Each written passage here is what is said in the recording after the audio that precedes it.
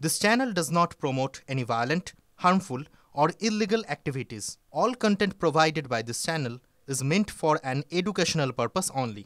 Cancer Healer Center, a new beginning. জন্মদিনে তিলোত্তমার খুন ধর্ষণের 6 মাস মেয়ের বিচারের দাবিতে আরও একবার রাস্তাতে মা বাবা। কলেজ স্কয়ার থেকে আরজিকর মেডিকেল কলেজ পর্যন্ত নাগরিক সমাজের মিছিল। বিচার চেয়ে কালীঘাটে পুজো দেন নাগরিক সমাজের প্রতিনিধিরা। তিলোত্তমার স্মরণে একাধিক মেডিকেল ক্যাম্পের আয়োজনও করা হয়। শনিবার আরএসএস প্রধান মোহন ভাগবতের সঙ্গে দেখা করেছেন তিলোত্তমার মা বাবা। আর রবিবার মেয়ের জন্মদিনে বিচার চেয়ে ফের পথে নামলেন মা বাবা, হাঁটলেন মিছিলের পুরোভাগে। আমাদের কোনো রাজনৈতিক উদ্দেশ্য নেই। আমাদের মেয়ের মৃত্যুটা যখন এখন রাজনৈতিক জায়গায় পৌঁছে গেছে, রাজনীতিক যারা রাজ্য প্রশাসনই আমাদের বিচারটা পেতে দিচ্ছে না, সেই জন্য আমরা সব জায়গায় যাচ্ছি। এছাড়া আমাদের কোনো রাজনৈতিক উদ্দেশ্য নেই। এই মিছিলটা কাদের জন্য, মূলত কাদের ঘুম ভাঙা?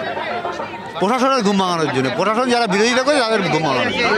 জন্মদিনেই তিলোত্তমা খুন ধর্ষণের 6 মাস সঠিক বিচারের দাবিতে কলেজ স্কয়ার থেকে আরজিকর মেডিকেল কলেজ পর্যন্ত মিছিল করেন নাগরিক সমাজের প্রতিনিধি ও চিকিৎসকরা।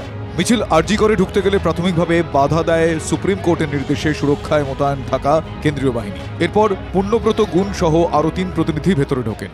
2024 আরজিকরের যে নৃশংসতা, সেই নৃশংসতাকে ভুলে যাওয়া মানে আগামী দিন এই রাজ্যে ধর্ষক এবং খুনিদের মুক্তাঞ্চল হবে। তাই আমাদের প্রতিবাদের রাস্তায় থাকতে হবে যতদিন না আমরা এই রাজ্যকে এই জঞ্জাল মুক্ত করতে পারি। এদিন তিলোত্তমার জন্মদিন উপলক্ষে বিচার চেয়ে কালীঘাটে পুজো দেন নাগরিক সমাজের প্রতিনিধিরা।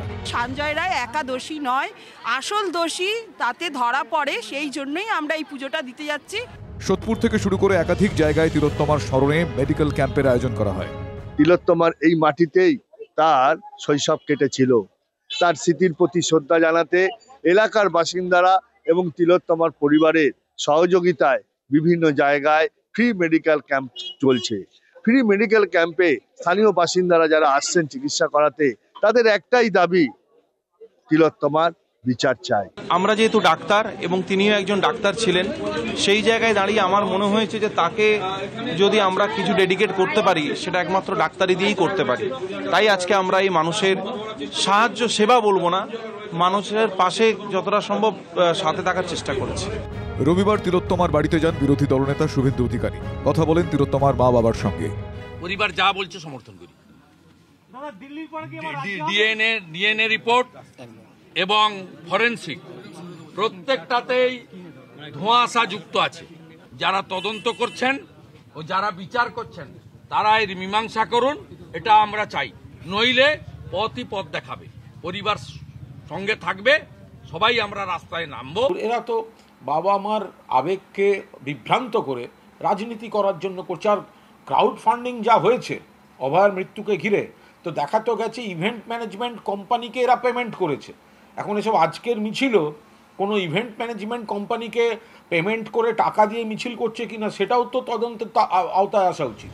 রাজনৈতিক তরজা তো চলছেই, কিন্তু আন্দোলনকারীদের প্রশ্ন, সঠিক বিচার মিলবে কবে?